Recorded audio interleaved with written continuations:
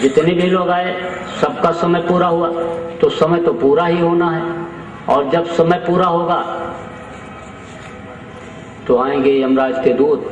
अच्छे कर्म जब नहीं बन पाएंगे तो खाली कराने के लिए आएंगे, और फिर जब उनके भयंकर रूप को जीव देखता है तो रोता चिल्लाता है, काका चाचा नाना पुकारता है, लेकिन उस समय कोई मददगार नहीं होता।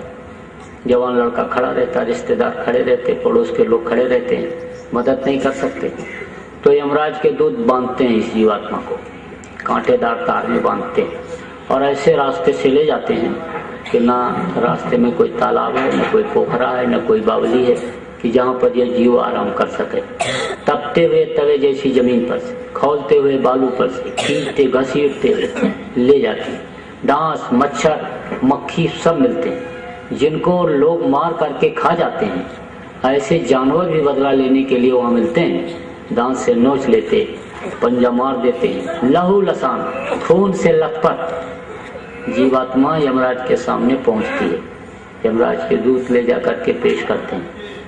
तब यमराज पूछता है कि तुमने ऐसा पाप क्यों किया जिससे तुमको यहाँ आना पड़ा?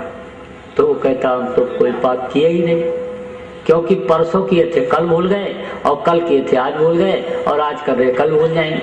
भूलने की एक आदत बन गई। तो वो तो कहता हमने कभी कुछ किया ही नहीं। लेकिन कबीर साहब ने कहा कि साजन से चोरी नहीं चली। जब पैदा हुए उसी समय दोनों कंधों पर दो दूत उस मालिक ने बैठा दिया, एक अच्छा लिखता है और एक बुरा। जैसे समय पूरा हो जाता ये अपना कागज, अपनी फाइल ले जा करके पेश कर देते हैं। फिर वो उसी आधार पर सजा बोल देता है, ले जाओ इनको नरकों में डालो। काटे जाते, सड़ाए जाते, गलाए जाते, तपाए जाते, काटते हैं और फिर जोड़ते हैं, फिर काटते हैं।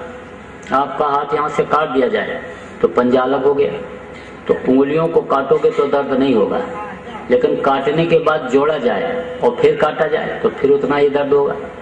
तो काटते हैं, फिर जोड़ते हैं, फिर काटते हैं, फिर जोड़ते हैं। करोड़ों वर्ष तक नरकों में रहना पड़ता है।